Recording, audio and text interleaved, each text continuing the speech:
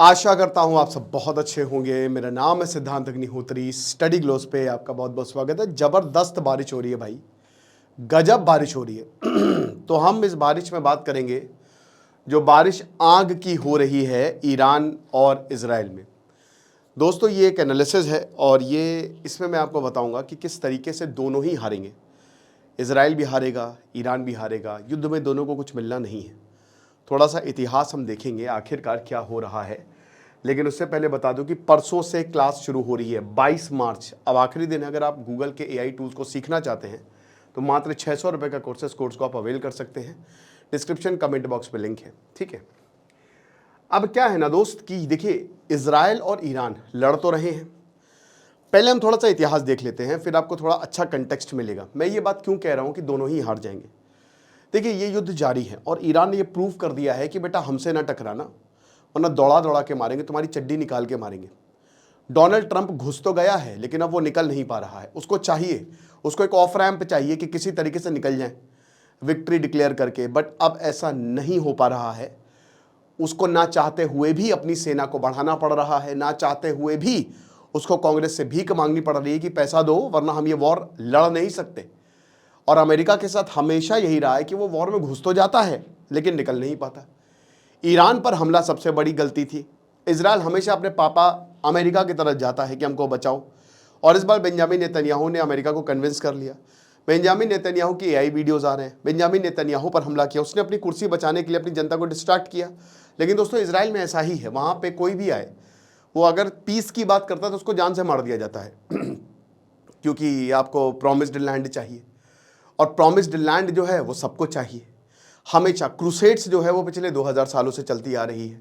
ये जो धर्म युद्ध है ना, जब आप डीप में जाओगे, गहराई में जाओगे, तब आपको पता चलेगा कि ये धर्म का ही तो युद्ध है। क्रिश्चियंस, जुडाइज्म, जो इब्राहिमिक रिलीजन है, वो आपस में लड़ते आ रहे हैं। इस्लाम क्यों? यरूशलेम के लिए, जगह के लिए, लैंड के लिए, समुद्र के लिए, रिसोर्सेस के लिए। यही हो रहा है मेरे भाई। ऑटोमन एम्पायर से पहले और ऑटोमन एम्पायर के बाद सिर्फ लड़ रहे हैं ये, और मॉडर्न वर्ल्ड में क्योंकि टेक्नोलॉजी बहुत ज्यादा तो भी लड़ रहे हैं। इजराइल हर साल लड़ता है, वो कुछ ना कुछ करता ही है। अगर आप इजराइल के इतिहास को देखो तो 1948 में इनको अपनी जमीन तो मिल गई, जिसकी शुरुआत वर्ल्ड वॉर 1 से हो गई थी। लेकिन ये जो जमीन मिली, ये मिली कैसे? ये खून से मिली है। इन्होंने चालाकी से कब्जा किया। मैं यहूदियों की गलती नहीं बोलूंगा, ठीक है, वो अपनी जगह बिल्कुल सही है, क्योंकि पिछले 2000 सालों से उनको प्रताड़ित किया जा रहा था, उनको मारा जा रहा था, उनको काटा जा रहा था। कितने यहूदी मार दिए गए। तो उनका राइट था कि उनको जमीन मिले। अब उन्होंने वो जमीन ली। उसके बाद फर्स्ट अरब इजरायली वॉर होता है। यूनाइटेड नेशन ने बोला कि अब तो जमीन मिल गई है, अब ये यहीं रहेंगे। फिर 6 डे वॉर होता है 1967 में, और जमीन ले ली। फिर यूम किपर वॉर होता है 6 साल बाद 1973 में, और जमीन ले ली। और ये चलता गया चलता गया। तब इजराइल को लगा यूम किपर वॉर एक बहुत बड़ा झटका था कि हम इतनी आसानी से जीत नहीं सकते। मोसाद इस दुनिया की सबसे शानदार इंटेलिजेंस एजेंसी है, और भारत इजराइल के साथ है, इजराइल भारत के साथ है। हमको अपने नेशनल इंटरेस्ट की तरफ देखना पड़ेगा। और उसके बाद अनवर सादत आते हैं। इजिप्ट पहला देश बनता है जो 2 स्टेट सोल्यूशन बोलता है और इजराइल को रिकॉग्नाइज करता है। अनवर सादत को मार दिया जाता है, खत्म कर दिया जाता है। 1993 में फाइनली फिलिस्तीन 2 स्टेट सोल्यूशन बनता है, क्योंकि अब बोला कि लड़ाई को छोड़ के चलो अब पीस का रास्ता अपनाते हैं। लेकिन उसके बाद भी प्रॉब्लम जारी रहती है। हमास आ जाता है, इंतफिदा हो जाती है। फिर इजराइल जो है वो लगातार लड़ता रहता है। लेकिन जब हिजबुल्लाह का उदय होता है, ईरान, अब देखिए ईरान पे आइए, 1979, इसी दौरान जब इजराइल का रिकॉग्निशन होता है तो ईरान आ जाता है। 1979 से उसके इतिहास को हम देखेंगे, क्योंकि उससे पहले तो जो भी रिजीम थी, पहलवी डायनेस्टी थी, वो सब अमेरिकन डोमिनेटेड थी, और उससे पहले ब्रिटिश डोमिनेटेड थी। उसी को लेकर ही जंग हो रही है। मैंने ईरान का पूरा इतिहास जो है वो कवर किया है।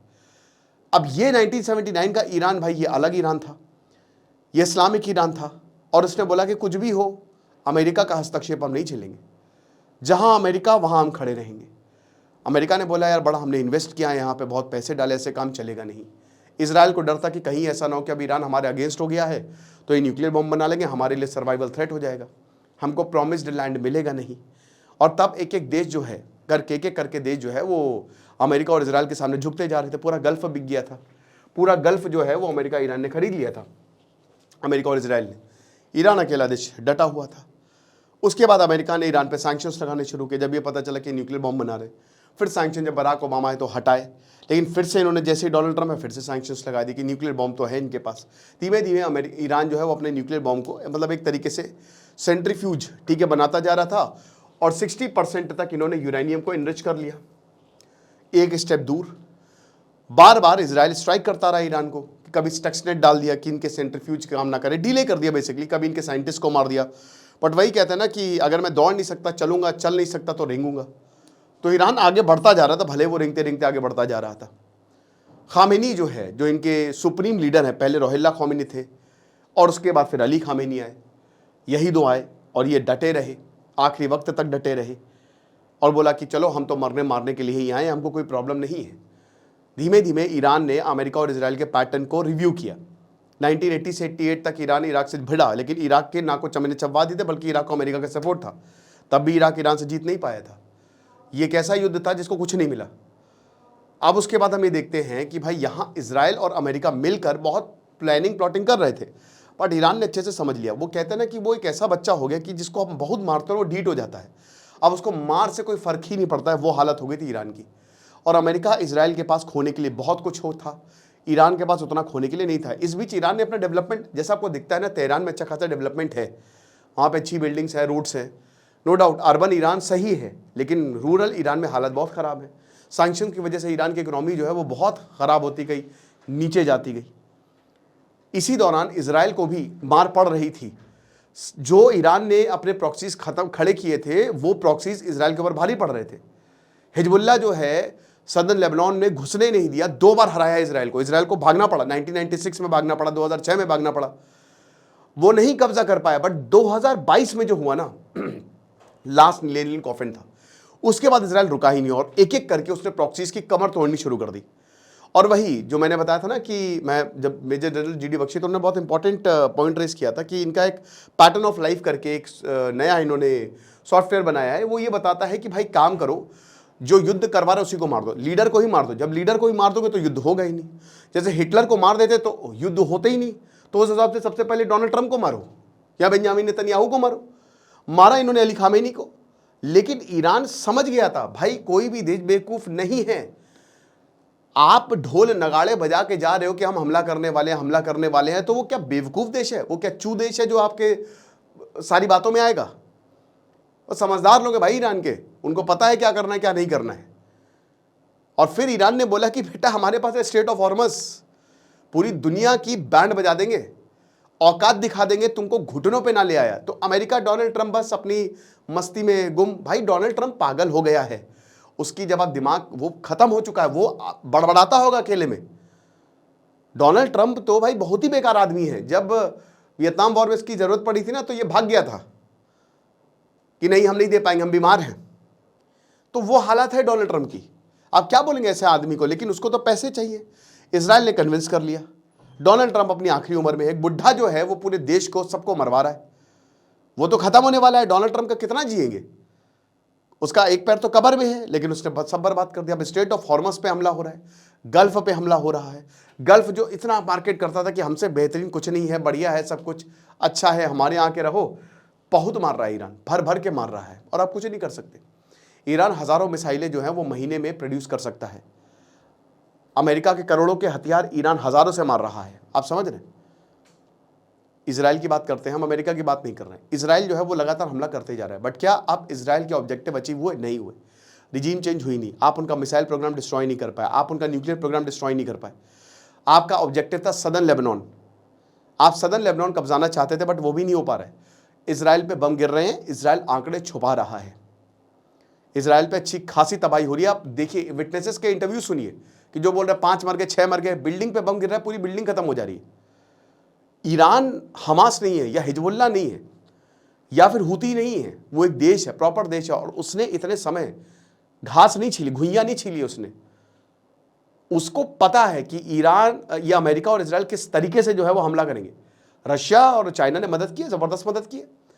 रशिया चाइना, देखिए इस पूरे युद्ध में सबसे ज्यादा फायदा रशिया, और सबसे ज्यादा फायदा डोनाल्ड ट्रंप कह रहा था कि अरे यूक्रेन है, यूक्रेन की हम मदद कर रहे हैं, लेकिन इंडिया रशिया की मदद कर रहा है। तो अभी डोनाल्ड ट्रंप ने क्या कर दिया? ट्रंप जो है उन्होंने पता है क्या किया है, उन्होंने भीख मांगी है रशिया से कि भैया 1 महीना जो है तुम तेल बेच लो ताकि तेल की कीमतें ना गिरे। तो रशिया तो बहुत खुश है, रशिया को तो यही चाहिए था। आपने प्रॉपर स्पेस दे दिया रशिया को और आप भारत पे इल्जाम लगा रहे थे। अब भारत को फायदा होगा, चाइना को फायदा होगा, लेकिन चाइना और रशिया जो है वो ईरान की मदद कर रहे हैं।